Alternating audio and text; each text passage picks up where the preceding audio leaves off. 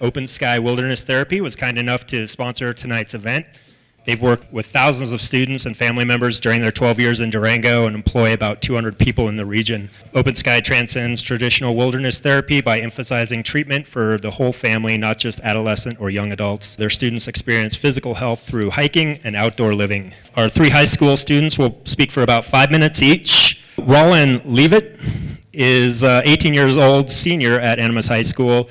And he's interested in modern medicine and genetics and plans to pursue a medical degree to work in the development of novel treatment methods for inherited diseases. He's an avid chess player and a rock climber. His parents are Holly Shore and Richard Leavitt. And then we have Acacia, who's a 17-year-old junior at Animas High School. She's a lover of the outdoors and skiing, both Nordic and downhill, as well as running and hiking the mountains around Durango. She wants to become an elementary school teacher after graduating from college and is the daughter of Phil and Lucy Bryson. And then we have Charlie Stein. He is a 16-year-old junior at Animas High School and is interested in studying psychology and doing work related to program building in the LGBTQ issues. We also are interested in youth support and therapy. His parents are Wes and Melissa Stein, who own the mountain cleaning company. Rollin, thank you. Thank you very much, Shane. I'd like to start off my talk by thanking you all as well for coming and being a part of this conversation, which I think should have been started long ago. Of course, this conversation is not new. There have been lots of forums throughout the year. My first introduction to it was in the remnants of the DARE program in elementary school, where they sat you down in a chair and they looked you in the eyes and they told you, marijuana will put a hole in your brain. I don't know about you, but out of the people and adults in my life who've smoked marijuana, I don't think very many of them have holes in their brain. But where did this idea come from? As an aspiring physician, I'm interested in the ideas of biochemical interactions and looking at how this idea of marijuana hurting your mind. Cannabinoids in marijuana, which give marijuana its effects, are very important in signaling pathways in the body. Natural cannabinoids are produced when you are an infant to form neural synapses. And the idea is, as you age, you're supposed to your body weans itself off of these cannabinoids so that you stop overdeveloping. And continued usage of this can cause harm. With that being said, I want to point out that there are very legitimate uses for marijuana in the medical field. And I want to draw a clear line between usage recreationally and usage medically. Marijuana has been shown very successful in treating chronic disorders, chronic inflammatory disorders, neuropathic pain disorders, cancer. And the idea behind all of this is that marijuana affects how your nerves interact with each other. In some ways, this can be beneficial. In some ways, this can be negative. The psychoactive portions of marijuana, the THC in it, cause a lot of hindrances to the usage as a medicine. And so even though marijuana has been used as a medicine for the majority of people, in its raw, natural form, it might not be the best solution. A better solution might be found in the subcompound CBD, which interacts not at a psychoactive level, but at an anti-inflammatory and pain prevention level. Growing up, hearing this kind of difference in opinion from when I first heard about it as this horrifying thing that would ruin your life, to now becoming first medically used and now recreationally used, I'm interested in seeing where this conversation is going further. However, one thing is clear. Where it might not cause immediate problems, long-term usage of marijuana can cause harm. Experimentation is fine, but the line must be drawn between using it for medical reasons and using it for recreational reasons. For this reason, I think that marijuana use in minors can be effective for treating some disorders, but it should only be used with the guidance of guardians and medical professionals. As we move forward and marijuana becomes less stigmatized, this conversation is going to become less clear, less straightforward. In a lot of ways, I think that's beneficial, because this isn't just a black and white issue. There are lots of grays and, in some cases, lots of greens. Thank you.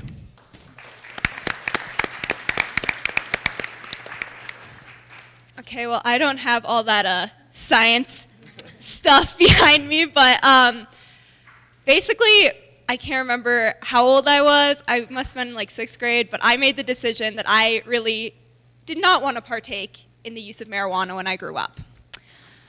And I can't tell you why that is. I can't tell you where that influence came from. It might have been from my brother. He was a pretty good kid. But I made that decision at a young age that I was not personally interested in the use of marijuana.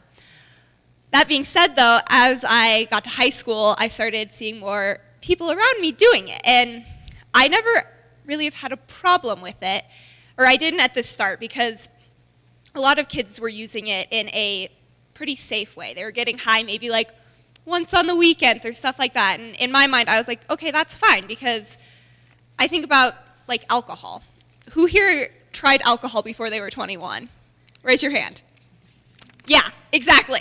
So you guys all experimented. And so in my mind, marijuana was kind of the same way. I was like, okay, it's fine that kids are experimenting. It's something that kids do. That's kind of how we're wired, because we want to try things.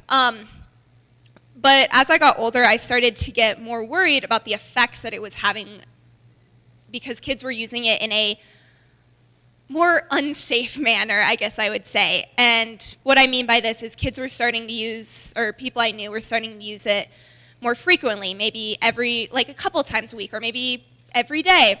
And I started to be worried by this, because I started seeing that their relationships with their families were being hurt, their relationships with their friends were being hurt, their grades were falling, things were slipping through in their lives. So for me, I guess where I'm at is, I think that marijuana is fine to experiment with. I think it's something that kids are naturally going to want to try. And if you do it in a healthy and safe manner, try what you will. But I think there really we need to find this line, and maybe there needs to be education around this of what is too much. When is going from getting high once every couple weeks turn into getting high every single day and being dependent on it? So I think that's where I'm at, is how do we teach kids where that line is, and how do we figure out where that line is?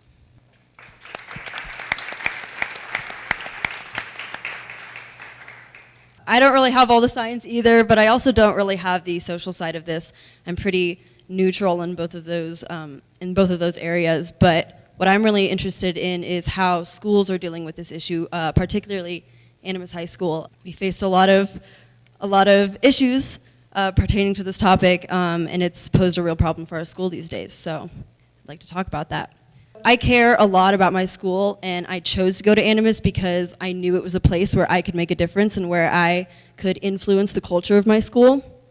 And sure enough, right now, culture is a big topic. We're all talking about this culture of excellence that we strive for at Animas. And not a lot of people are exactly certain what a culture of excellence is. But to me, the culture of excellence that I see in my head when I hear that word is students like laughing and yelling and explosions and all these, really cool things that like can happen in a school. And we oftentimes think of school as just sitting in these chairs and having this rule book and school uniforms, but Animas isn't like that, and I don't want it to ever be like that. To me, it's a place where people go because they want to go, not because they have to, and where we don't need rules because they have the self-discipline and they're excited enough to be there that they don't have to distract themselves with rule breaking. So it's very disheartening to me to have this drug issue at our school and all throughout the Durango community, because school shouldn't be a place to use drugs and to distract yourself. I definitely believe in experimentation, and there is a line, and I think that kids are always going to experiment, and that's fine. We have to learn to accept that because it's just a reality that hasn't changed for a long time. So I'm very neutral on that in that area. But what the real problem is when people are coming to school high, and when they're trying to have these classroom conversations that are very deep and very involved, and they are intoxicated while doing so. I don't feel like I'm getting a good education. I don't feel like I'm being able to be engaged and be challenged by these people if they're intoxicated. I'm a part of the Animas Restorative Team, which is a student-led group dedicated to improving school culture and resolving conflicts through restorative practices rather than punitive discipline. So restorative justice is basically, it's a way of solving conflicts that is positive and solution-oriented and isn't this typical slap on the wrist, be suspended, go play video games for 2 days, rather than actually face up to what you've done and the harm that you've caused. So restorative justice has this, there's an idea around it that it's too gentle and too forgiving and isn't effective, which I completely disagree with. I think that the only way for kids to grow and learn is through the restorative approach. But last school year, we conducted 13 restorative circles, and 10 of those circles had to do with the drug issue. And we were realizing that this was a reoccurring issue in the same students and that our restorative approach just wasn't working. And to me, this was just so disheartening because this thing that I was so passionate about and so very believed in, it wasn't working. And so we kind of had to find a different approach. And right now, we're not using restorative justice to deal with this issue, but we also don't really know how else to do it. We're using traditional punitive discipline right now, but that's not the approach that I think is the Animas way. And it's not anyone's fault. It's just that we don't know how to deal with this issue because it is quite new, and Animas is kind of a new culture. And to me, it's just really a matter of protecting our school culture, but also protecting our students and upholding the rules. So the questions that I am kind of posing to myself and to the Animas restorative team and to our school and our community is, what part of our culture are we sacrificing when we use punitive discipline? And then what part of our culture are we sacrificing when we allow students to use marijuana and use ineffective methods of dealing with that? Can we solve this issue with the restorative approach in the future, and how can we do that? And then most importantly, what messaging about schools and responsibility and rule breaking in marijuana are teens in our community getting?